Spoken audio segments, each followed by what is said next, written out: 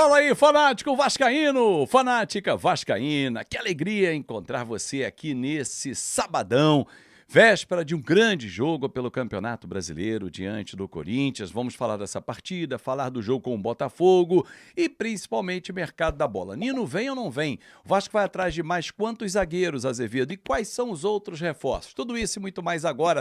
E eu peço a você o seu like. É a mãozinha que está aqui embaixo que é super importante para o nosso canal. Comenta aqui o que você está achando da movimentação do Vasco no mercado de contratações. Direto e reto falando sobre Nino.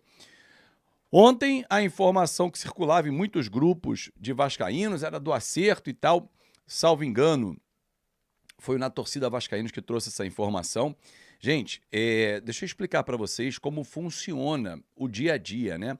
A gente apura, eu não sei com quem eles apuraram, eles não sabem com quem eu apuro, com quem o Pedrosa apura, com quem o Atenção Vascaínos apura, enfim.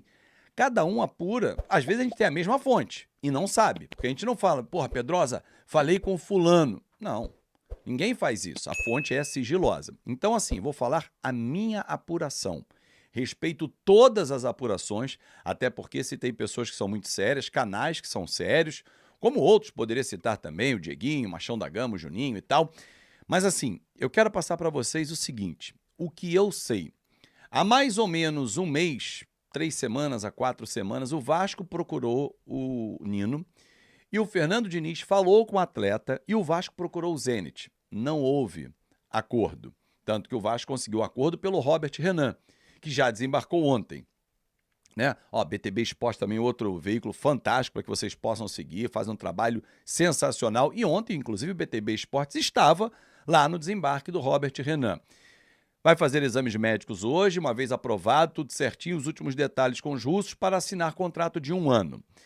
Pô, então o Vasco desistiu do Nino? Não é que tenha desistido do Nino, mas entendia o Vasco que era possível trazer o Nino numa condição que o Zenit não aceitou. O tempo passou, a gente está falando de 3, 4 semanas para trás, outras negociações evoluíram, outras não, o Carlos Cuesta é uma delas, jogador que foi para o Spartak Moscou, mas o Vasco tentou firme essa contratação e, aliás, não só o Vasco, mas qualquer clube não fica apenas num alvo.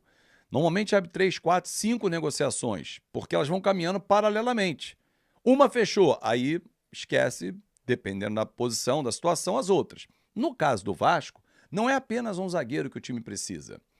O Vasco precisa trazer mais 2 zagueiros, e a diretoria sabe disso.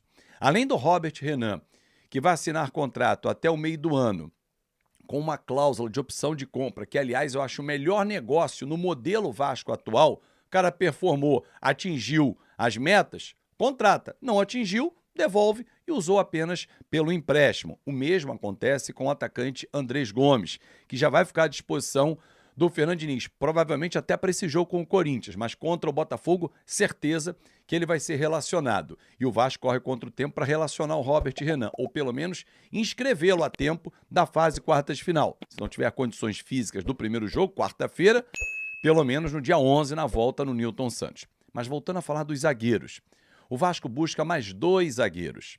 João Vitor foi embora, negociado, e também o Luiz Gustavo. Com esses 2 jogadores, o Vasco arrecada algo em torno de 10 milhões de euros. É um valor significativo. Pô, mas entra isso imediatamente, Azevedo? Não. Mas o Vasco já sabe o fluxo que ele vai ter de pagamento, de recebimento, para ele oferecer o pagamento aos outros clubes. Por isso que o Vasco tenta reabrir uma negociação com o Zenit para ter o Nino. É muito difícil? O Zenit está a fim de negociar? Não. Mas aí, numa negociação, 3 pontas estão envolvidas. O clube comprador, ou o clube interessado, o clube vendedor e o atleta. Se essa ponta aqui chamada atleta bater pé, insistir, a negociação desata. Nesse momento, não há negociação em andamento porque o Zenit não quer conversa.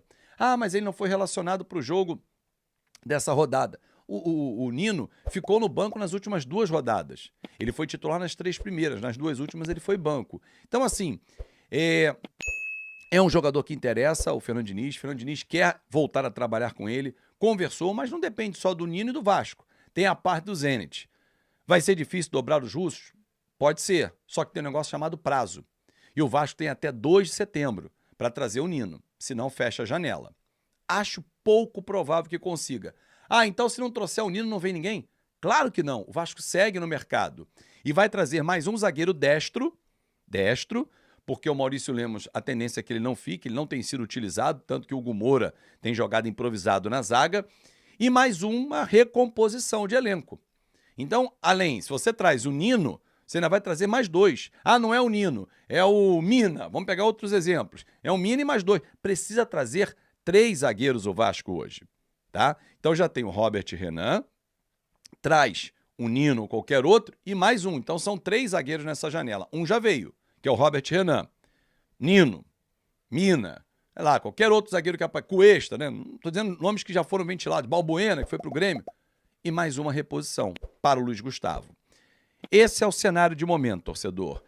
Se você me perguntar, Fábio, de 0 a 10, qual é a expectativa, a tua chance do Nino vir? É difícil dizer isso, porque os russos não estão precisando de grana. Então, acho muito difícil, não é impossível. Mas o importante é, o Vasco entrou na disputa sim, pelo Nino. Bom, virando a página, amanhã tem jogo com o Corinthians. O jogo de amanhã é um jogo importantíssimo. O Verratti pode ser reserva, o David voltar ao time titular, certeza que o Jair volta, Paulo Henrique também, reforça demais o time. Ingressos esgotados, a torcida vai de novo empurrar o time do Vasco, como sempre o faz, né? A torcida do Vasco é um esculacho, é impressionante, como já acabaram os ingressos para o jogo de ida com o Botafogo, também em São Januário, né? Então assim, a torcida do Vasco, ela é o diferencial, é quem mantém o clube de portas abertas, é quem mantém a paixão viva, e ela precisa ter o seu retorno. O que aconteceu domingo lá no Morumbis, não é que vai acontecer em todos os jogos, óbvio que não, mas precisa ter aquela intensidade, aquela alegria, aquele futebol bem jogado. E é isso que eu espero amanhã.